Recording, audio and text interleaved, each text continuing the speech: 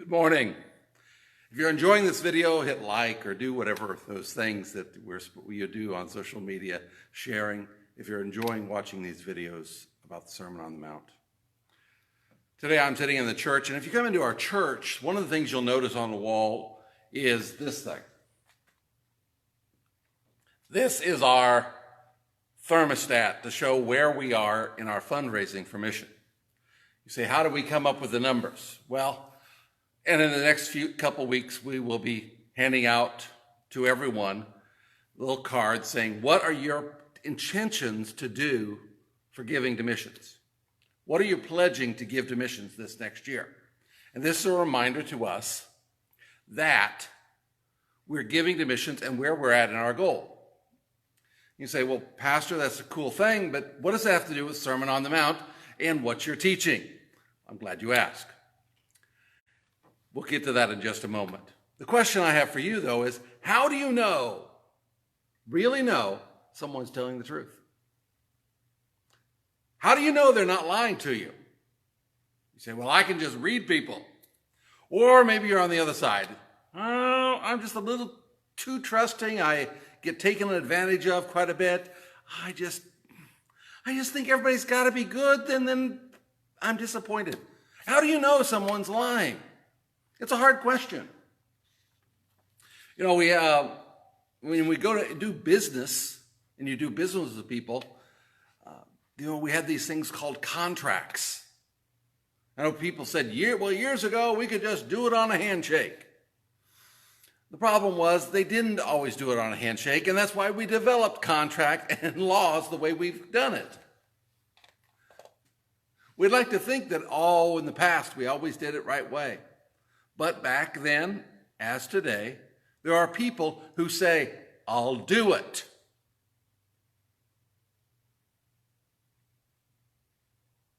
And you ask, when are you going to do it? I gave you the money 3 months ago and it still isn't done yet? How do we know somebody's telling the truth? We can't. We say contracts. But there's something like that in ancient times. It was called a vow. A vow was, now when we talk about a vow or making a vow, people would say, I will do this on my honor, or on the famous one is, I swear on my mother's grave. The one I remember was sorry, you know what, I swore on my grandmother's grave, but she's not dead. I'm sure you've heard some people make some silly vows. Oh yeah, I promise I'll do that. And you knew good and well, there's no way they're going to be able to do that. Or maybe you've heard that, I swear on my grandmother's grave. Maybe you've heard other things. But what did Jesus say about this? What did Jesus say about keeping our word and doing what we've promised? Well, let's see what it says in the Sermon on the Mount.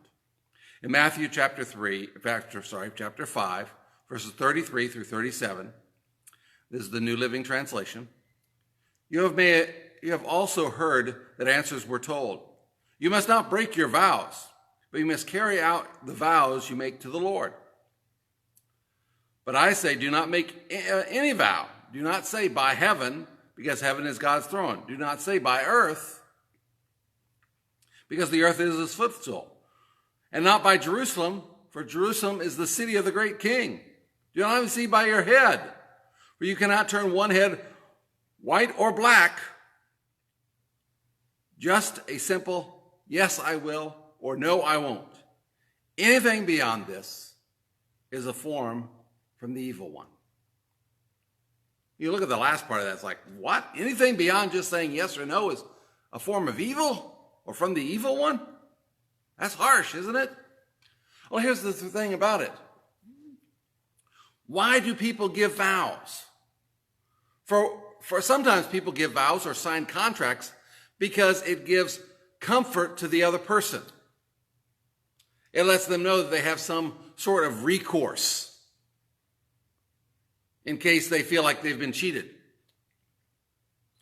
But why do you sign it? Why do you demand it?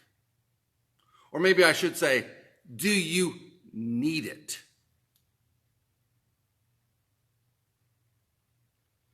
The ancestors had told their people that if you make a vow, you better keep it. But the other side of that, well, if I didn't make the vow, I meant to do it, but, something got in the way and it just didn't happen. Jesus' levels of integrity says you do it. Whether you had a contract, whether you made a vow, you do it because you said you would. And if you weren't going to, don't say you would. How many times you had people who have said, oh yeah, I'll do that, only because they didn't want to look the person in the eye and say no? I know for me as a pastor and a person in leadership, people sometimes feel like they have to say yes to me or if it's someone else in authority. Because if they don't, they're going to be in trouble. I can't say no. Well, if you're not going to do it, then say no. All you're doing is getting yourself out of a temporary situation into something far worse. Jesus was saying, not having a vow and saying, now I can't do it, was a cop-out. It was cheating. And according to Jesus' level of integrity,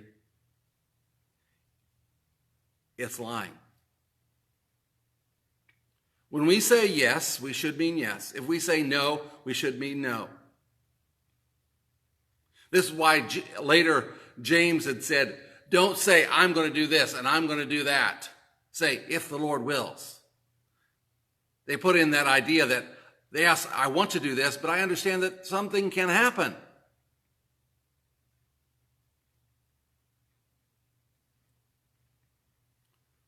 A sign of somebody who has high integrity in the Bible was someone that swears to his own hurt in Psalms.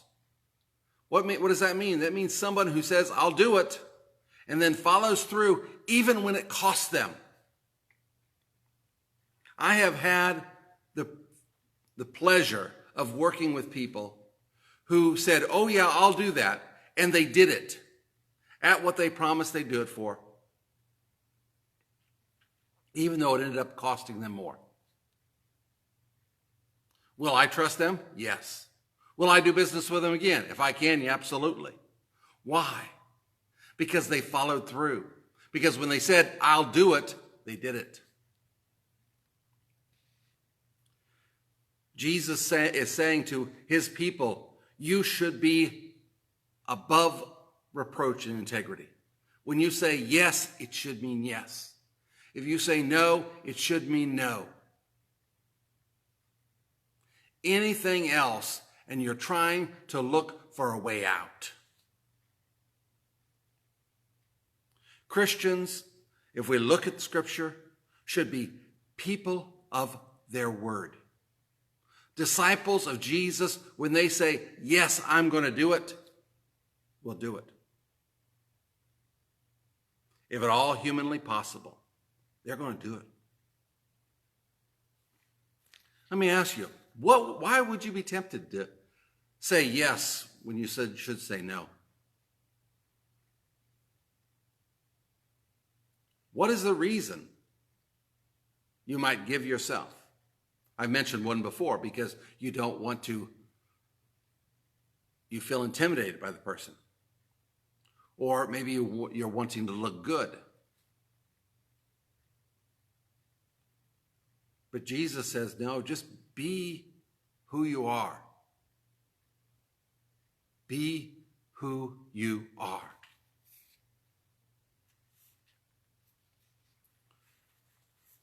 What does this scripture do for you? How does it challenge you in your life?